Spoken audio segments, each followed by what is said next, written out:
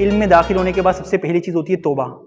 کہ یہ ایسی چیز ہے کہ جو ہمیں بار بار کرنے کا حکم دیا گیا ہے۔ حضور علیہ السلام کے بارے میں ہم نے سنا ہے، پڑھا ہے کہ حضور علیہ السلام دن میں 70 مرتبہ استغفار کرتے تھے۔ حضور کی ذات معصوم تھی، یعنی حضور علیہ السلام تمام گناہوں سے پاک تھے، جو گناہ نہیں کر سکتے، تو وہ استغفار کیوں کرتے تھے؟ وہ ہماری تعلیم کے لیے کہ میرے امتیوں سے گناہ ہو جائے گا، میرے امتی غلطیاں کریں گے، تو ہمیں ایک بہت خوبصورت انعام دیا گیا توبہ کی صورت میں، کہ ہم توبہ کر کے واپسی اللہ تبارک و تعالیٰ سے تعلق جوڑ سکتے ہیں۔ مفہوم حدیث ہے کہ جب کوئی شخص ایک گناہ کرتا ہے تو اس کے دل پہ ایک سیاہ نقطہ لگ جاتا ہے، جب وہ دوسرا گناہ کرتا ہے تو دوسرا سیاہ نقطہ لگ جاتا ہے۔ جب وہ مسلسل گناہ کرتا رہتا ہے تو اس کا ایک وقت آتا ہے کہ دل مکمل سیاہ ہو جاتا ہے، اور جب دل مکمل سیاہ ہو جاتا ہے تو پھر اس کے ایمان کے سلب ہونے کا بھی اندیشہ ہوتا ہے۔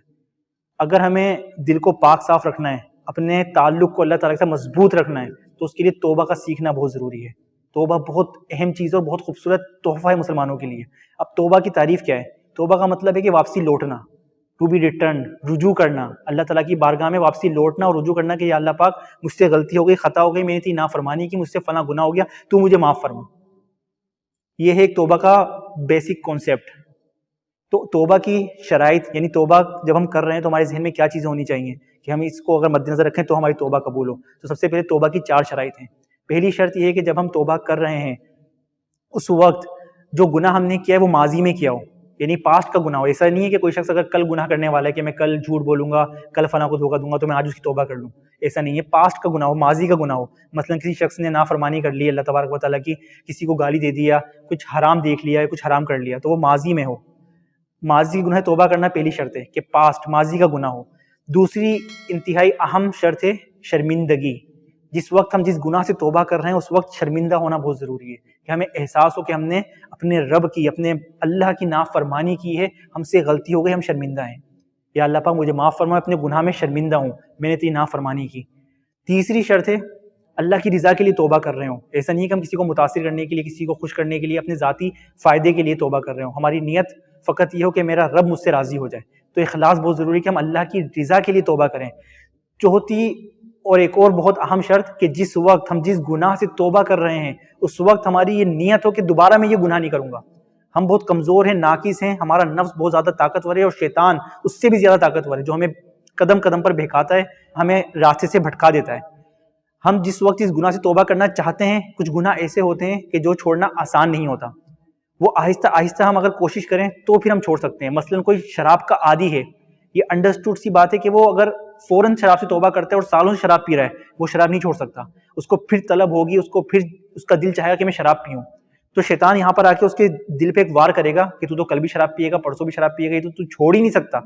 تو توبہ کر کے اللہ تعالیٰ کو معاذ اللہ دھوکہ دے رہا ہے، تو توبہ نہیں کر۔ تو یہ شیطان کا بہت بڑا وار ہے کہ توبہ سے روکنا،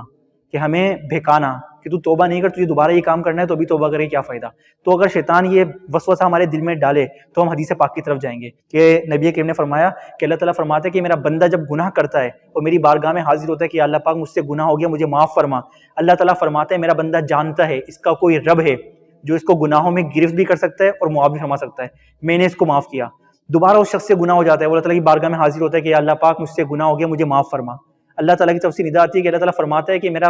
بندہ جانتا ہے اس کا کوئی رب ہے جو گناہوں پر گرفت بھی کر سکتا ہے اور معاف بھی فرما سکتا ہے، میں نے اس کو معاف کیا۔ تیسری مرتبہ حدیث پاک کے اندر لکھا ہوا ہے کہ دوبارہ اس سے گناہ ہو جاتا ہے، وہ اللہ تعالیٰ کی بارگاہ میں